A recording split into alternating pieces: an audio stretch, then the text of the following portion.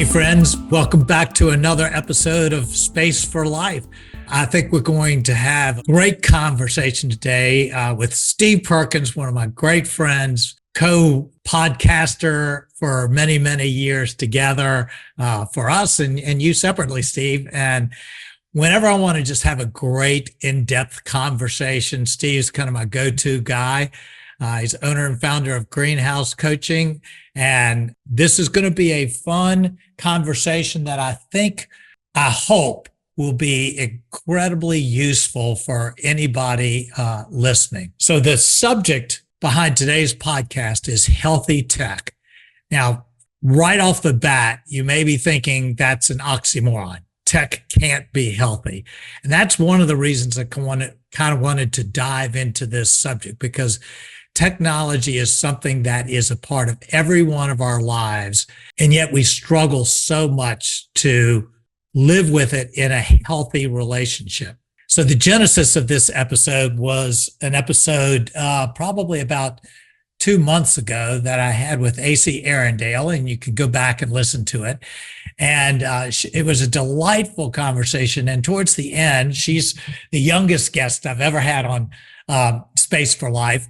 We got into this discussion of the Gen Z generation and what are the strengths and the weaknesses. And she commented specifically that the weakness she felt like was this struggle with this perpetual distraction that comes from technology and social media. And that from her perspective, there weren't many practical tools out there for how to deal with this. So that immediately got my mind going. I went, man, that's something that I've thought about and struggled about and worked so hard to try to find practical ways. I said, that's worth an episode. So I'm kind of excited for the discussion, very imperfect discussion, and Steve's the perfect one to join me on this. So Steve, what do you think about this? Well, I have to go straight to the nerd with it, but I think it taps into so many conversations we've had around, I wish there was a sexier word for it, but systems. Like this to me strikes me as a thing that, okay, if I try to do something today that helps, then tomorrow I'm back to square zero again.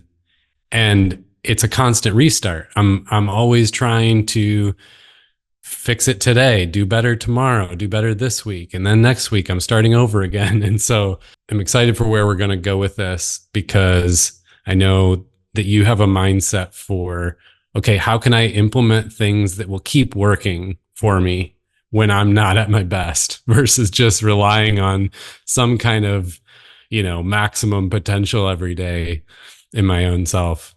Yeah, it's so true. And I think the other side of the equation is that this whole technology movement is kind of it's a current that we're in. And so that current is going very strongly in one direction. So the minute we figure one thing out, there's a whole force, companies out there that are designed to undo whatever we tried to figure out. Yeah. And so they're working aggressively, and they've got a lot of money at stake at making sure we don't solve these problems. And they're coming up with new tools, and there's new technology every day that presents brand new challenges for how we can do this. So if we don't kind of come up with some core things that kind of work across all the spectrums, then we're just going to be constantly just running ourselves into the ground fighting this. So systems may not be a sexy word, but it kind of does get at some of that, and hopefully what we'll get at some in this podcast. Yeah. And I know we'll do this naturally, but you and I come at this topic with maybe a unique experience that we're seeing both sides of the coin on this issue, because I am one of the perpetrators you just mentioned. I am on the business side of social media and tech as well, trying to get people's attention, trying to do all the things that help get in front of people. And at the same time, I'm a person with a life who's trying to manage all this stuff and not be overtaken by it too. So it's so true. I mean, I just want to be honest up front with people that and I think you're the same. I know you're the same. We think about this all the time from both sides of it, and it's and that just causes you to think really deeply about it as well. Yeah, it's really conflicted. I want people to listen to this podcast. Right, we're doing it right now. Yeah, is technology, and I'm thinking, well, you really need to listen to this, just like everybody else is thinking. So it's totally conflicted, and Yeah. it's also conflicted because as much as we want to beat up on technology, we'll get into this. I love technology. I have a blast with it.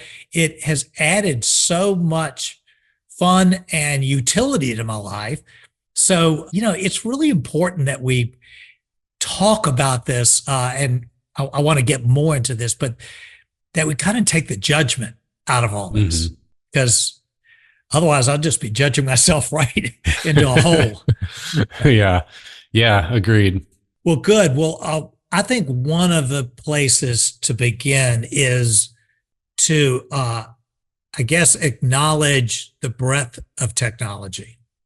That is, very often when I hear these discussions about technology, people jump right to social media. They talk about how negative social media is. And when you get down to it, social media is a relatively small subset of all of the technological influences on our life. And if we begin to think, well, okay, I'm doing pretty well with social media, and we don't acknowledge all of the other places that technology infuses, we're kind of kidding ourselves. So what's some of your favorite go-to technologies? Well, I'll give you a roundabout answer because you just reminded me of a whole phase of life where I had been working in the high tech industry, and I had the, when you say the word technology, to me, it represented a whole slew of things that had nothing to do with social media. I mean, my head went to, things that you would see in Popular Science magazine, like technology advances, like flying cars and stuff, Right. To me, that was technology, quote unquote. And then it was right after I transitioned out of that kind of work, it was this weird shift where suddenly I'm noticing the word tech more focused on social media and our phones. And I just thought that was really interesting. It was just intriguing to me that the word tech has taken on a meaning of, like you said, almost directly meaning social media. When, like where I was, anyone in the engineering world, you think of tech as, oh no, like the latest advances in, toasters and toaster ovens. Right. Yeah.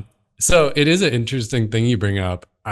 When you say tech, my mind doesn't go to social media right away. But when you say social media or phone types of things, one of my favorites lately is this app called InShot. There's a few like this, but an app called InShot that's like a video editing app. And it's crazy how you and I have several friends who do video editing, how it used to require so much equipment, and now this one little app can do just everything. I mean, it's really cool. And then I have to admit, I am now a TikToker. I thought it was a joke at first, and now I'm hooked. I do really like it. And it's funny to me, like, why is it so much different swiping this way versus that way? Or, why does every platform feel so different when on the surface it's the same old stuff? I don't know, but I do really like TikTok. And did you ever try, now I'm going to blank on the name. It was almost like chat rooms. It was Treehouse. What was it called? For a while, I tried that one. It kind of came and went already, but it was almost like old school chat rooms around certain topics. So yeah. And this stuff comes at you in two different ways. So you have all of these apps You have TikTok, X, Twitter, Instagram, Facebook, all of these different apps, which is kind of one angle on it. Then you also have all these devices. So some people go, well, I don't have any problem with my phone, but they spend hours and hours and hours glued to their laptop or to the Right. iPad or Right. even to a TV with it. Oh yeah, I have a friend Yeah. who's big into, he's a techie and an early adopter, and he is so into automating his whole house, like Internet of Things. Right. Everything's automated. He's got this command center that can, at every hour of the day, the shades on the windows are doing different things, and he loves it. And it's funny because I came out of that world, but I'm such a late adopter with that stuff. And Yeah. to I your totally point, love that stuff.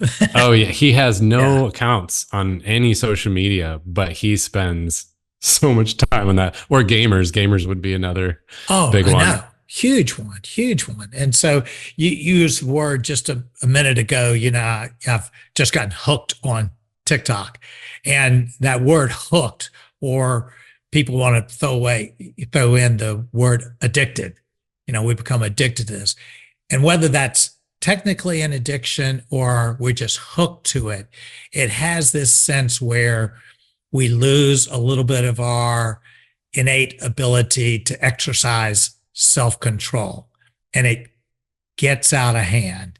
Time kind of goes by and we're willing to let it go by because it's just so addicting or so engaging and stuff. And so because that's the nature of all these things, I think it's really critical. So the point of, I think, this is, as people are listening to this, I hope everybody's thinking expansively, not, oh, I don't have that problem, but what is out there that I find myself hooked on that I'm not handling in our word a healthy way. Yeah. So that's kind of a start. I thought one way of looking at this, because again, I want to frame this question, this issue in a particular way, is to think about healthy tech, or to think about technology almost as analogous with the way we think about eating. Okay. Because just like with technology, I've fought weight all my life. I've fought self-control all my life when it comes to eating. And it's real easy for me to get into a mindset of thinking about eating like it's such a negative thing. Like, I need to avoid it. I'm always fighting it and everything. And yet we absolutely rely on food for nutrition. We have to have food in order to live. And so the issue becomes, how can I have a healthy relationship with food? And I think the analogy in my mind carries very much over into technology. Is every one of us are going to be dealing with technology now, and technology we can't even imagine in the future.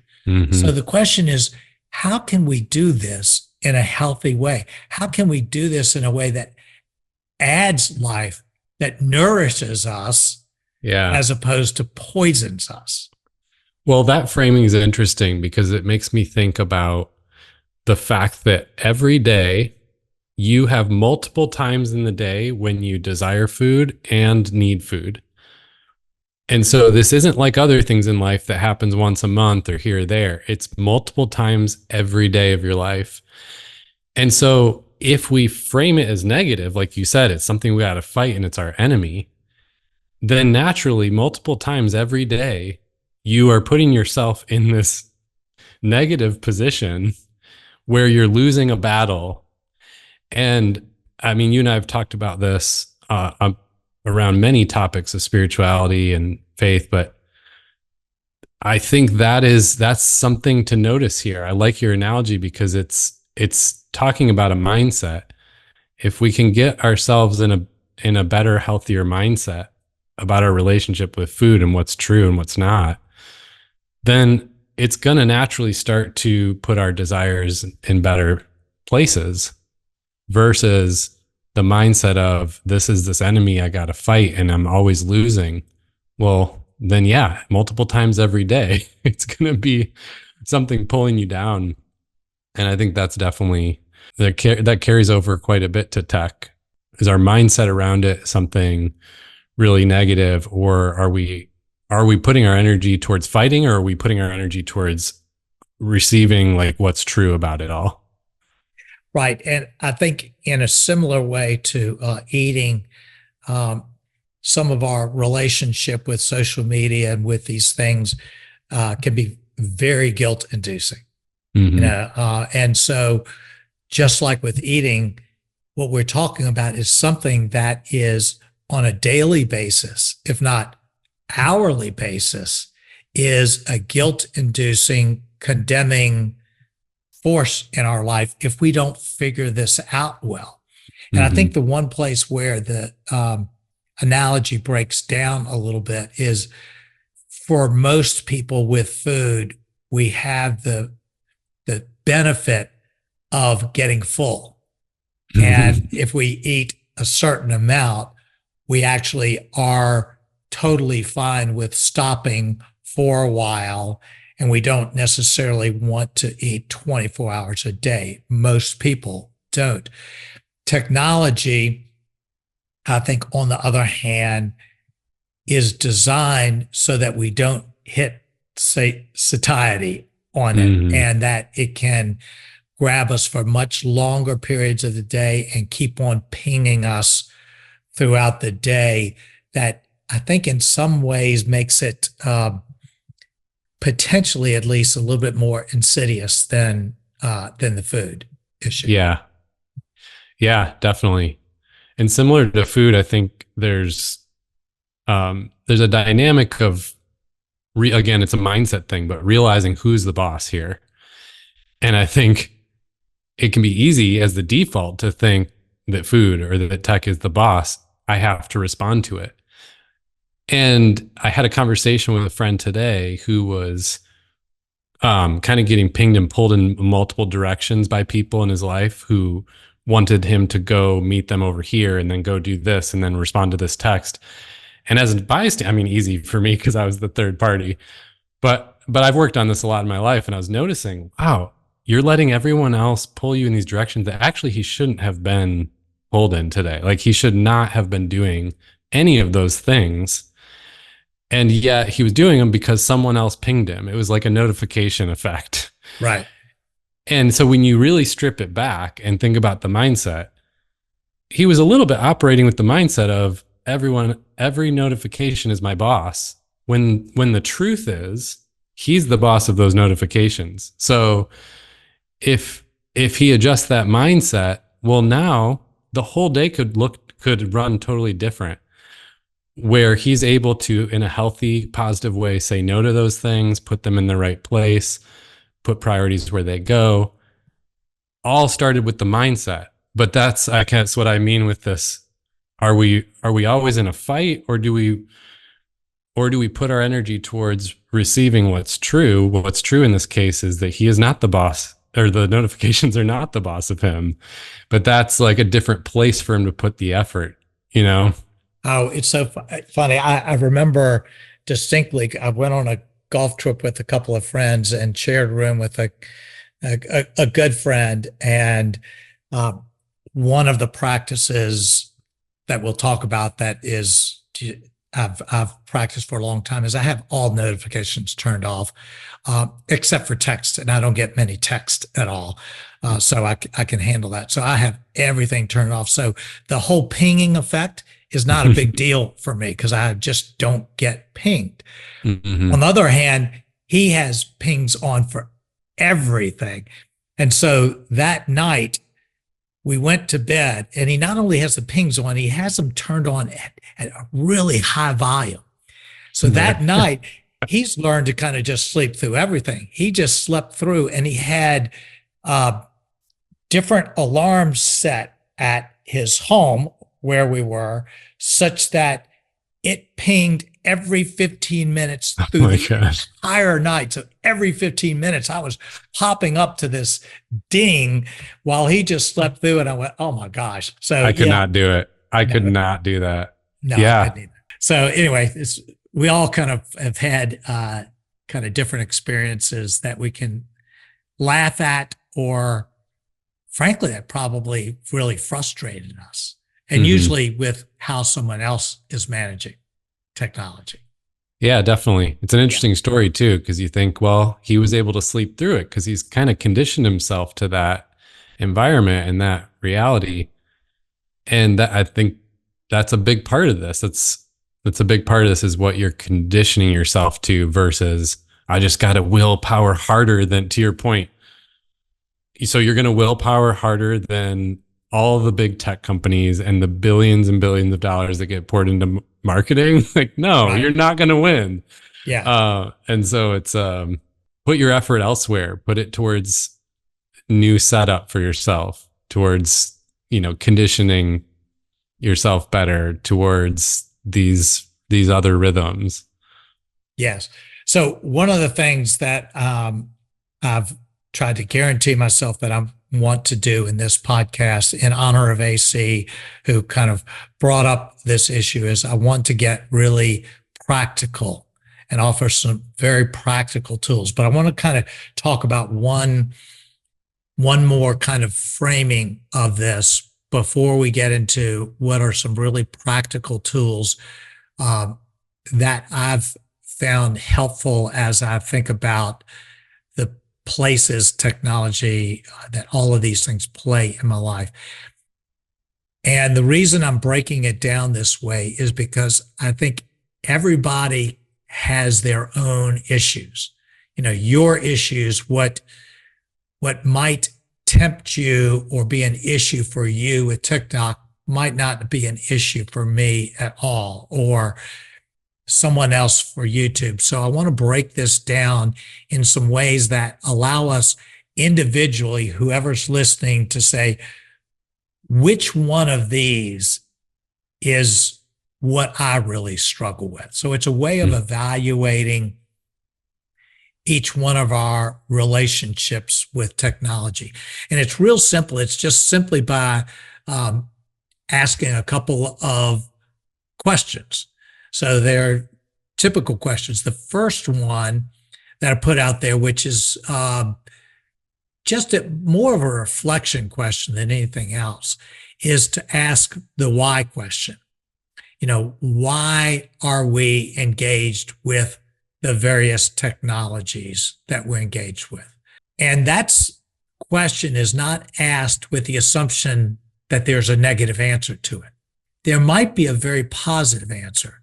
That is, there's nothing wrong with relaxing with technology for a while. There's nothing wrong with using technology to enhance relationships and to stay connected to people. There's nothing wrong with having fun or engaging with comedy.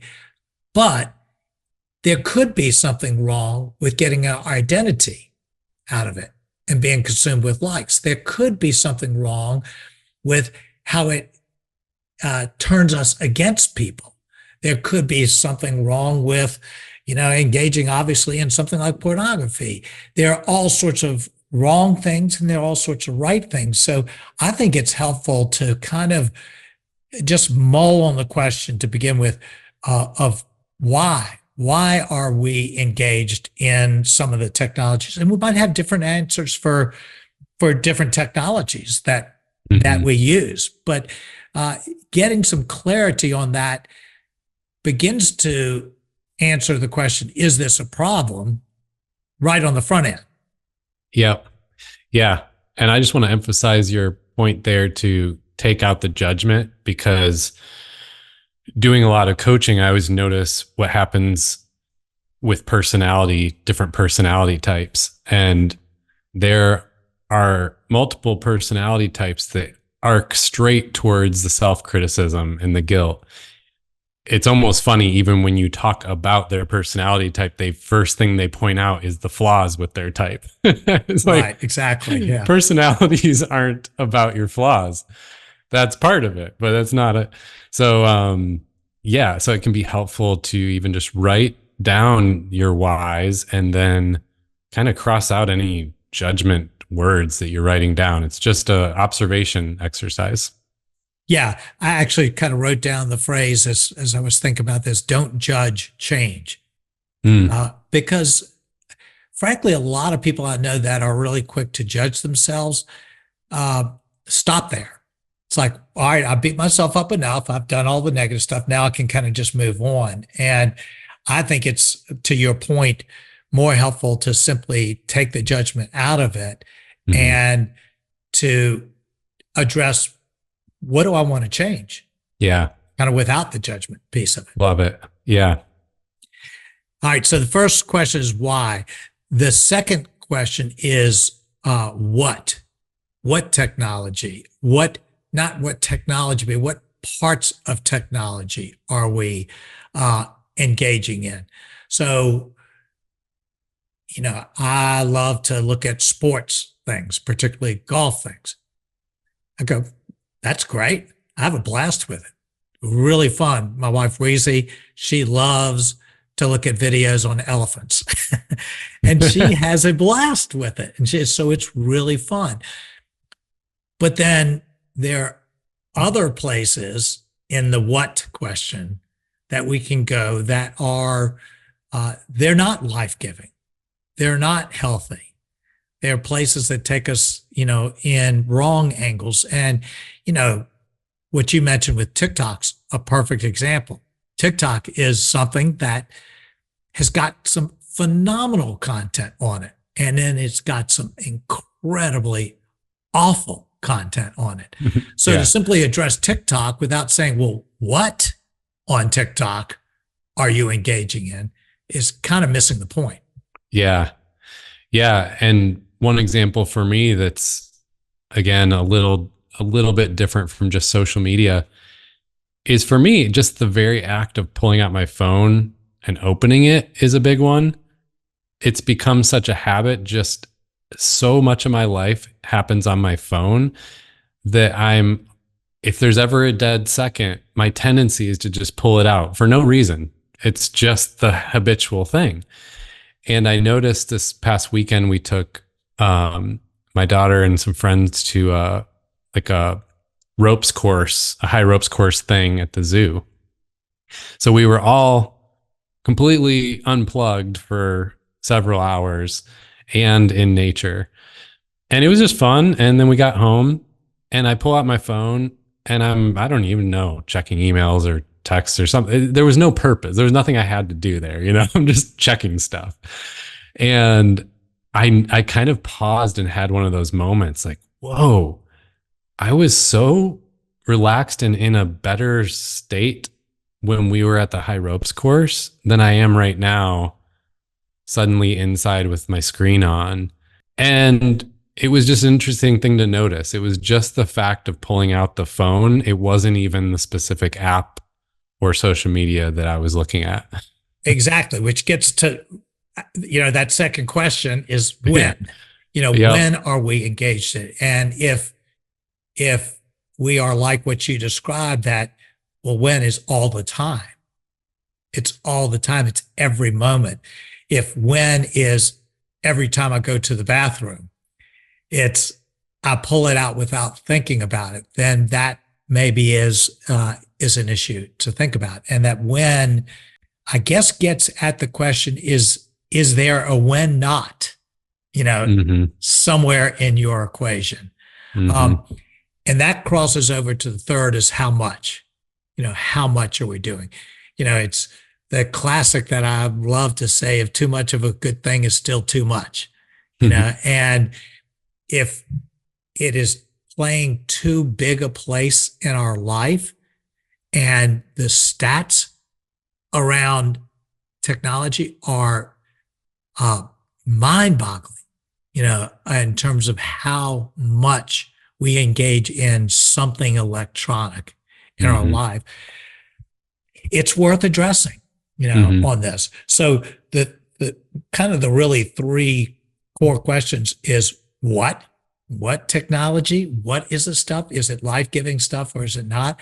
When and how much on that? So what my encouragement would be is for each person to ask which one of those questions is your Achilles heel. Yeah. Is it the how much question? I don't really do bad stuff on all of this, but it's just all the time. Is it the when question? I'm looking at my phone while I'm sitting down at meals with all my friends. It's the last thing I do at night and the first thing I do at the morning. That's kind of the when question. Mm-hmm. Or it's the what question. Which one is the one that you really want to tackle? The worst of the issues for you. Which is it for you? For me, I think it's primarily it's the how much question. Mm-hmm. So I've got some practices that often are pretty good at, putting the phone away for some times, but I am just like what you described. It's, the minute I come back to my phone, if I didn't say this right now, the minute I finish this podcast, I'd be picking up my phone to check something that I checked an hour ago that hasn't changed just because it's this insidious habit. And it niggles at me, all the time. And that how much is just something that kind of takes the joy out of it. Yeah. Yeah. Yep. I know mine is somewhere in there too. I think the when is probably the current one for me because I need to have a little more boundaries of when I'm on versus off. And right now it's a little too much all the time. And yeah, I'll do the same thing. It would be pretty funny if you had a video, just video capture of how often I'll open my phone, check the weather again, check the stocks again, check my email again, like all these things that to your point, I just checked. They're nothing happened. Nothing changed. Yeah. It's so the one that it's just so funny. You blink and a new temptation kind of grabs you. So recently I've been pulled into the whole political piece of checking to see if there's any new scandal out there, and so I check to find out what's going on, and there's nothing life-giving about that. So I think I've got all of the problems when it comes to that. But I realized without kind of thinking about it that I just, one certain thing caused me to jump into it that first time. Then I thought, oh, well, I need to follow up and see if anything's changed on that. And then all of a sudden I found myself, I was jumping at this all the time. And so even just reflecting for the sake of this podcast has caused me to go, no, I got time to put the brakes on. This is not how I want to live. Mm-hmm. But it's tough. I think as much as we work on this, both you and I think we both probably have to confess we're not always very good at it. Oh yeah. The people who talk about it on podcasts struggle with it the most. Yeah, exactly. But, okay. Well, can we get into the levels of control? Cause I think this is really, really interesting stuff. Yes. So the levels of control, this is what I think AC was getting at when she raised the problem of this. I think that putting words into her mouth, I think that what she was saying is that the only tool that I know that I have to apply to this is my willpower. Mm-hmm. And that just doesn't work all the time. Now, she's incredibly sharp and diligent, and she's probably 10 times better than so many people. But any of us, if I tried to deal with all of my food addictions and desires just by way of willpower, I am going to get sunk on it. Yeah.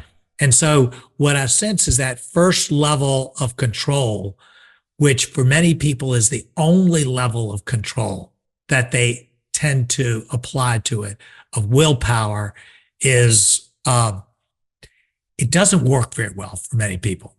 Hmm. Yeah. Yeah. And I've noticed there's just such a cultural awakening right now to the fact that we're a very action oriented society in this modern America. And so it makes sense. We have grown up thinking that's the only way to do life altogether, is Right. through action and applying oneself and going and doing. And it's interesting. I'm going through the same thing of realizing actually there are other forces than just my willpower. But that was very much the air we've been breathing for multiple decades.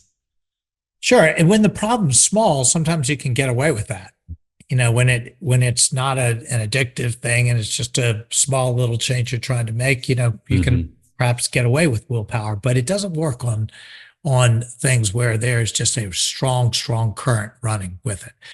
So the second level kind of, to me, of control that we attempt to use is what I would call, really popular word, it's boundaries. We put boundaries on these things.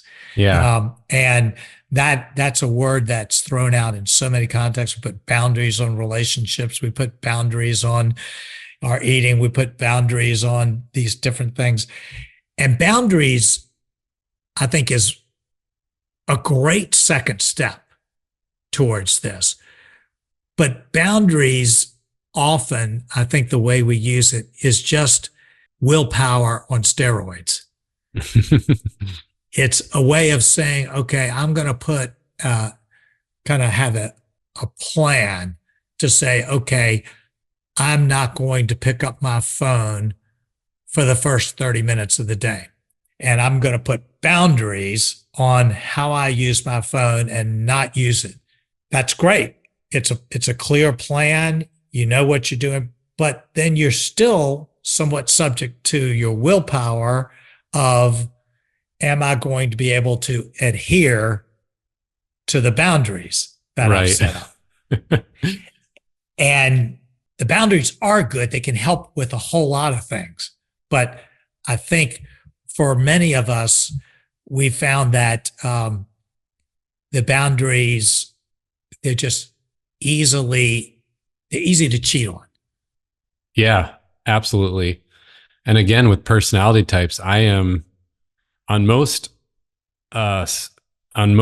assessments or frameworks, I'm one of the most extreme where boundaries does not work, because I am absolutely going to do what feels the best in the moment, or break the rule because it doesn't make sense right now, or because it's a flexibility thing. Personalities that are more flexible and adaptable, they don't care about the boundary or the rule. It's like, what's happening right now is what I'm going to adapt to. Right. And versus someone like my wife, Ashley, who's very much wired to stick to rules and to follow them. Boundaries work a lot better for her, because if she sets it, she'll follow it. She's just wired to follow the plan. And yet, to your point, she still breaks her own boundaries all the time. So yeah, that's the thing, is I'm probably much more like Ashley, and I still just cheat all the time on these things that I've set boundaries.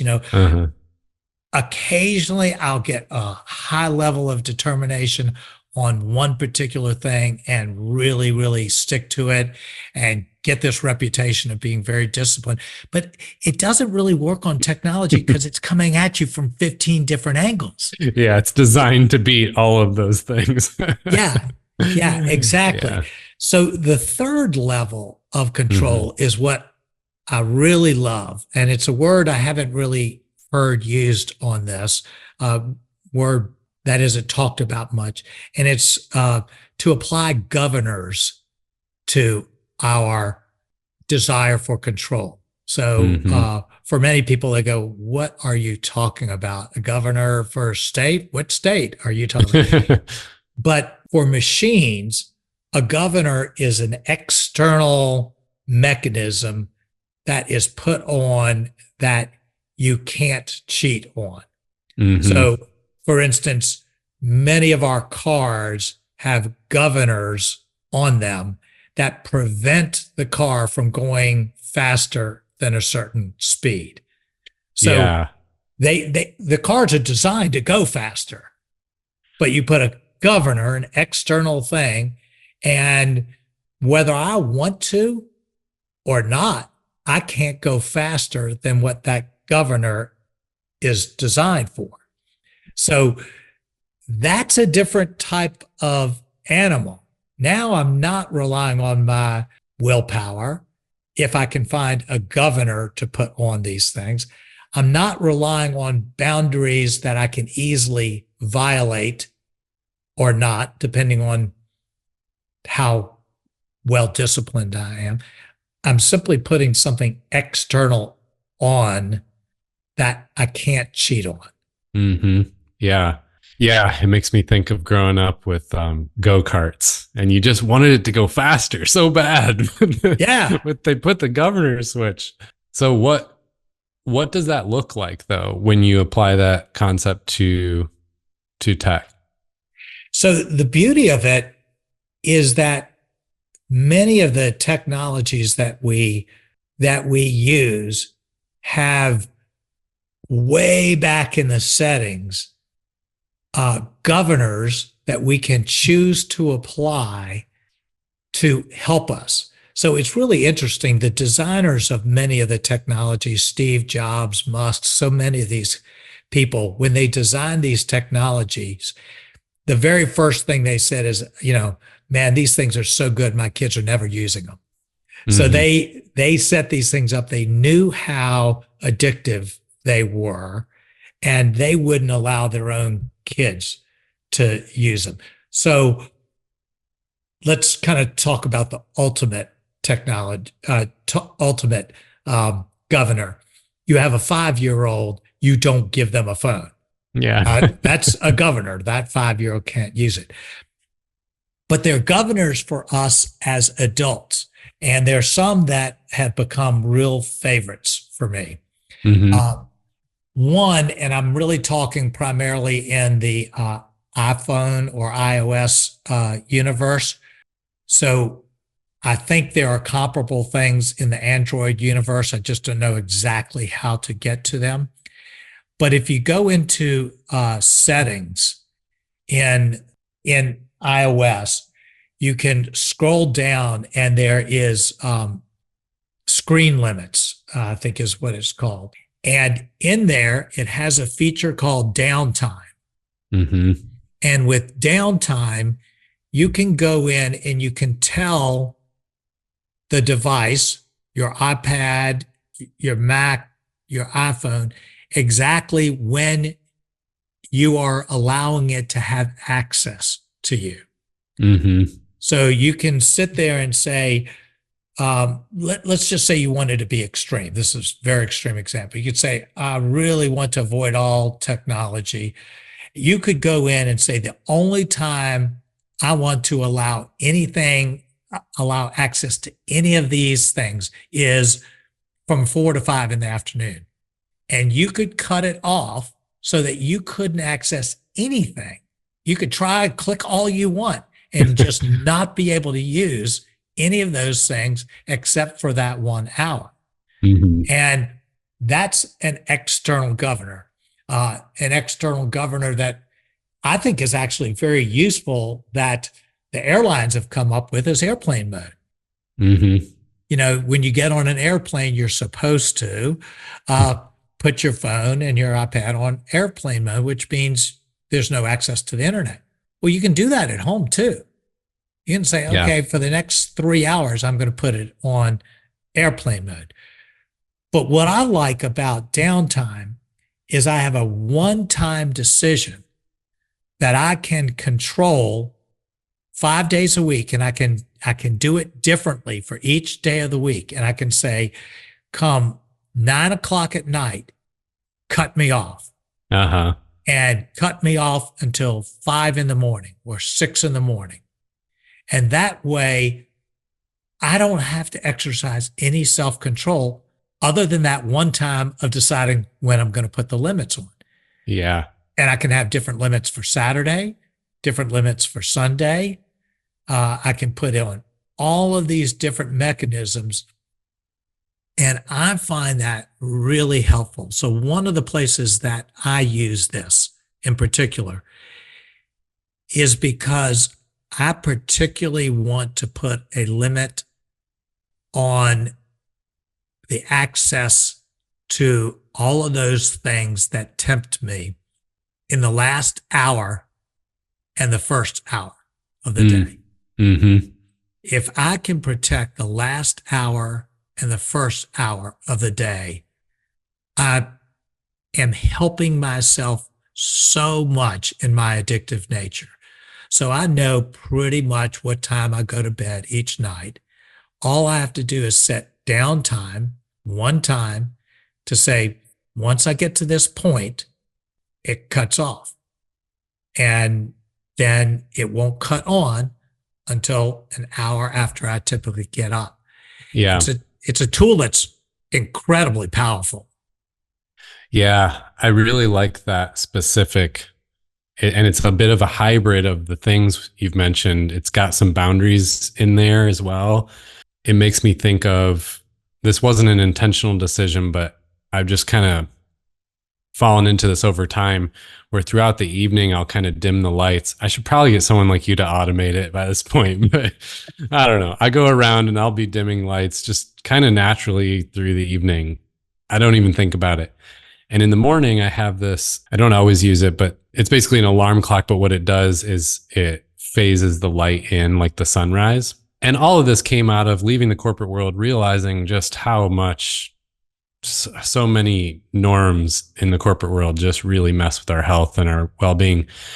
And a lot of it was like, you know, being online, answering stuff that's really triggering and intense until you go to bed, and then waking up late to a meeting and everyone's expecting you, and that jolting nature right before bed and right when you wake up, just how the far-reaching implications that had on my health.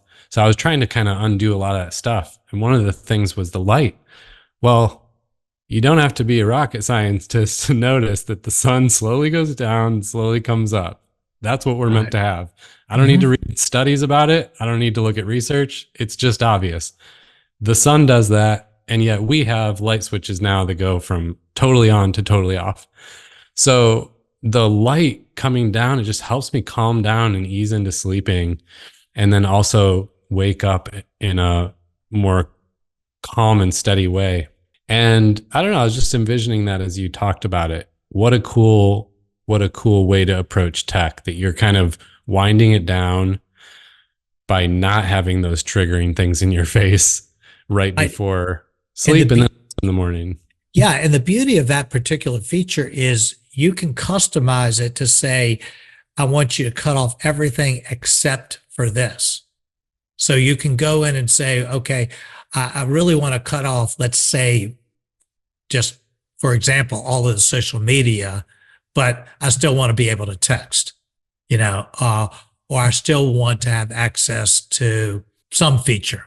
Mm-hmm. You can actually go in the downtime feature and tell it what it is that you want to preclude and what it is you want access to, which is really helpful. But again, because we all have different issues. We all have different desires. So the ability to customize that is great. So that's one feature that I use. Another one. Another really good one is there's a feature in that same area that called app limits.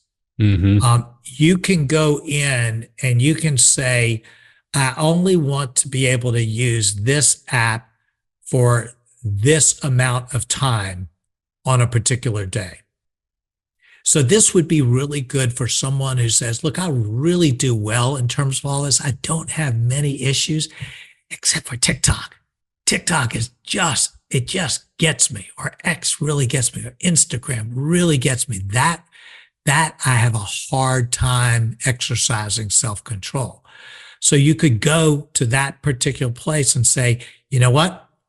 You give me 1 hour of Instagram a day. And then when you start to get close to it, it'll actually ping you and say, you got 5 minutes left.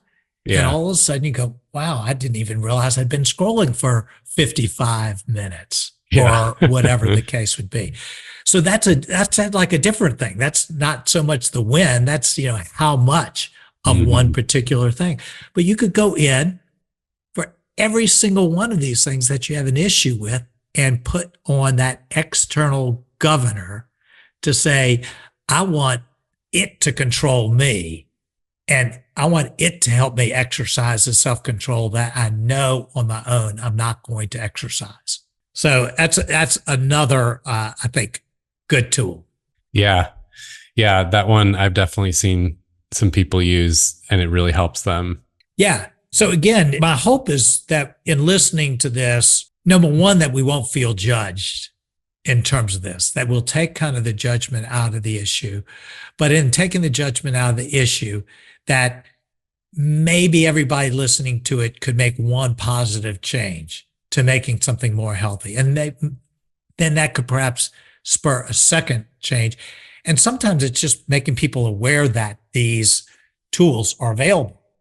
Right. All right. A third tool, the Apple universe has a feature called Focus that you can apply. And that's something that you have to use your willpower, but you can say, okay, look, I'm really wanting to concentrate for a period of time for 2 hours on this project. And you just click on Focus and you won't be disturbed for something. Yeah.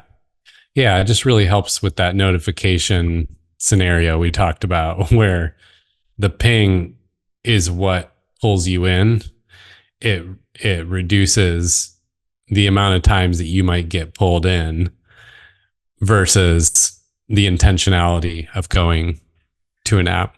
Well, it's great. I'm so glad you mentioned that, because I forgot, that's like, to me, one of the most important and easiest external governors is just turn notifications off. Turn off every notification. Every time these apps, load one in, can we notify you? Just say no. Your default answer is no, unless there is some particular emergency need for you to be able to be notified about something. Just say no. Just say no to every notification. All of a sudden you're freed up instead of, being interrupted all day long. Yeah.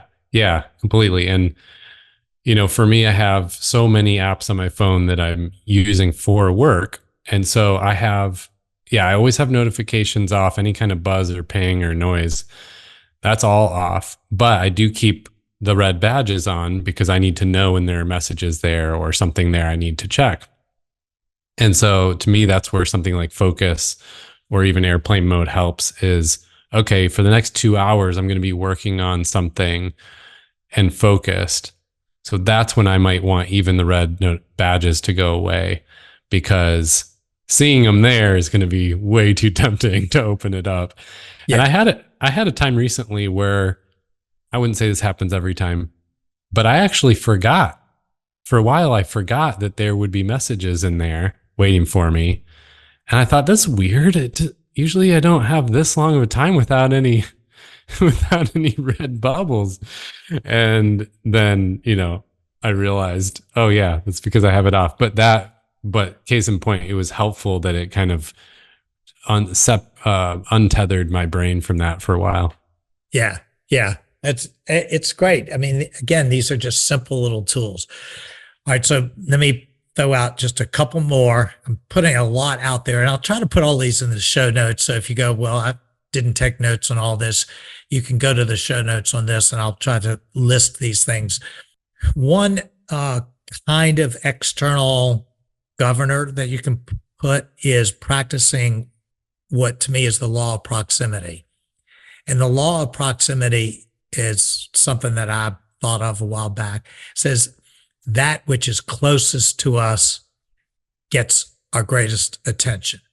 And it's one of the reasons a phone is so difficult, because there's nothing closer to us than a phone, which is touching our body virtually all day long. You know, we see a sunset, pull out a phone, take a picture. So how do you offset that? You have designed periods of the day where you are not with your phone. And the ones that I would suggest, and other people have suggested this is not new with me. One is to charge your phone in a different room each night. So I charge my phone in my closet each night. So the charger that I use for it is there. So if I want to charge my phone, I have to leave it in my closet. If I don't, it's going to run out of battery. So my phone every single night goes in there. So by the time, therefore, I'm getting in bed, I can't access my phone. And the same thing when I wake up, I can't look right next to me and see if something happened. I have to at least wait until I get to my closet. So someone that wanted to go a little further could say, I'm going to put my phone charging in my basement, you know, and it's not till I get there or by the coffee pot or something. But using the law of proximity kind of in reverse is very helpful. One that I think many people would benefit from is using that law of proximity around meals. So suppose families were to say, we're going to have a technology basket, and with each meal, we'll all put our phones in there. And you know, it's just a habit that we all do. So nobody's tempted to grab it, particularly if you have notifications turned off. You're going to put it in there, and all of a sudden it's not there. Yeah. I know you think about this for like walks. Don't take your phone with you. Yeah, I definitely don't take my phone with me on most. Yeah, we definitely do the meal thing for dinner. And I actually, that's one of those rhythms that I actually enjoy versus, I got to do the thing. I find that I really enjoy that now, because you can feel it even in your body. You can feel a little bit of the relaxation, and the disconnect feels good. And, you know, you and I have this, we've done this one together, and I do it sometimes still, leading offsite type of retreats and offsites for leadership teams at companies, and make them put the phone in the basket on the way in. And it's always the most funny moment, because everyone's having a mini crisis. I need to be able to check that. And yet every time, without fail, afterwards, people are so glad because they accomplished weeks worth of work in one day, simply because it was focused without being pulled in all those directions. Well, and I think to your point, it's actually a great point. With any of these things that you start to practice, don't expect to enjoy it at the beginning.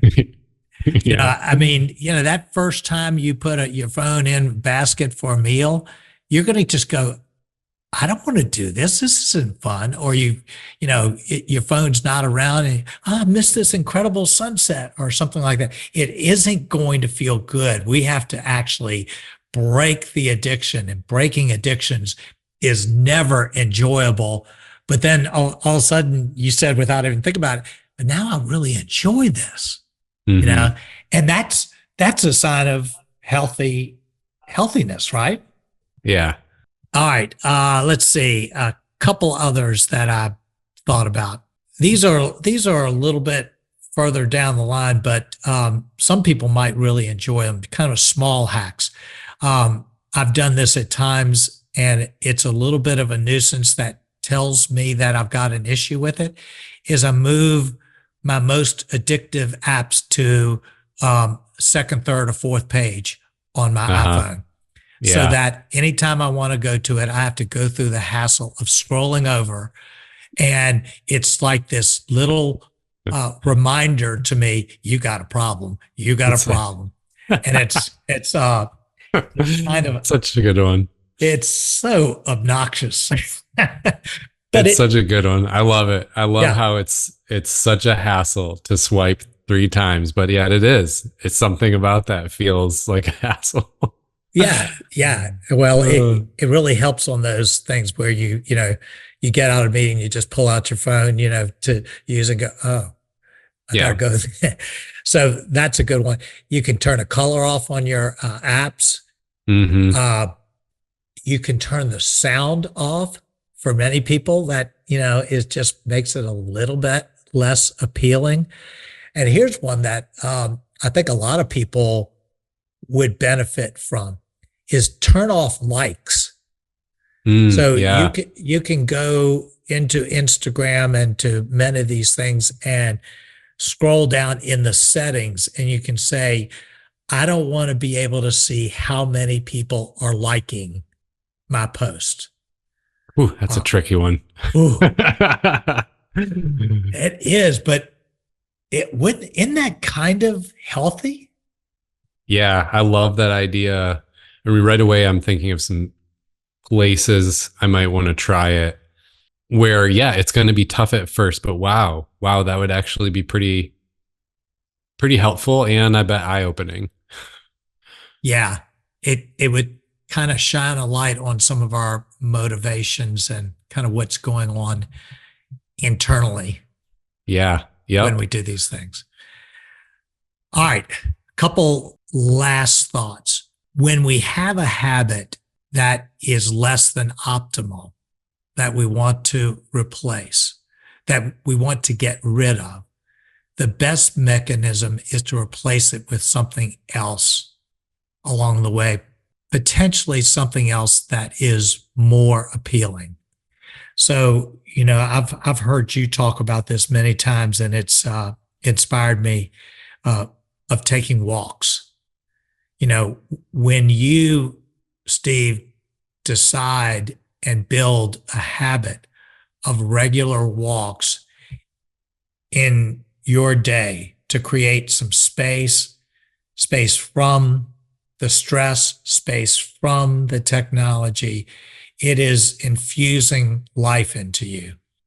And for many of us, we need to rediscover the joy of reading.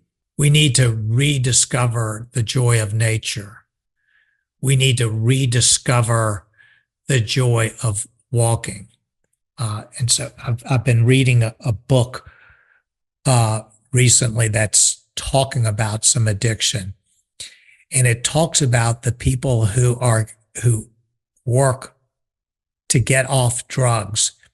If they have something life-giving to go to, they can get off the drugs. Yeah. If the only reason they're doing drugs is because their life is miserable and they're bored and they have nothing, then they don't get off the drugs because the drugs is the only place they get stimulation. So the really big answer is get a life. Yeah. Get a life that's worth more than the technology. Yeah. I think it's such a great place to end because it is active. And going back to this idea that we're such an action-based culture. And then as people, you're right, we're wired to, well, if that was doing something and now I'm just supposed to do nothing, that's really hard. And it makes me think about, when the time period when a lot of people were trying to quit smoking and so many people found a replacement with coffee or something where you had to take your hand and put something up to your mouth because that action was so much of the habit was that. Right. And so you go to something else that allows you to move. That's what it's been for me with walks. It's a movement. It's a healthier, type of action, but it's still movement. It's not nothing. And there's that adage: when you're physically tired, do something mental. When you're mentally tired, do something physical. Well, yeah, all time. I just did it before this podcast. I went out for a walk just a couple times around the block, but it really helped me get in a better state, kind of reset, relax, get away from the screens and the to-do lists. And I think you're hitting on something really powerful there of what can you move toward that's healthier. Yeah. Part of this podcast is to say there are tools out there. There isn't a one tool fit all. So we need to, I think, step back and look at what is it that we need to do, because technology is not going to go away. Social media is not going to go away. What is it that we need to do and decide in front of these things that's going to move us into a healthier, life-giving place with the inevitable technology kind of in our lives. And so I hope there's kind of some really, really tangible ideas for people to use from this that gets beyond kind of just feeling bad about it and judging ourselves as, not having any willpower. Yeah. Well, this was great. I have some takeaways in my notes here too. So thanks for having me on to chat about this. All right, great. Well, thanks for engaging with it. So everybody, I'll have a lot of this in the show notes, and, I hope this has been a helpful dive into the weeds on something we all struggle with. So we'll see you next week on Space for Life.